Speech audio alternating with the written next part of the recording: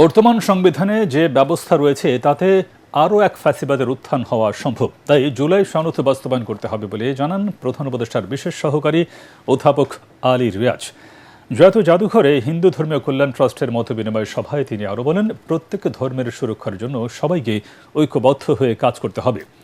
ধর্মীয় স্বাধীনতা নিশ্চিত করার গ্যারান্টি হচ্ছে গণভোটে হ্যাঁয়ের পক্ষে রায় দেয়া। জুলাই সনদে সকল সম্প্রদায়ের সহাবস্থান ও যথাযথ মর্যাদা নিশ্চিত করা হয়েছে বলেও জানান আলী রিয়াজ।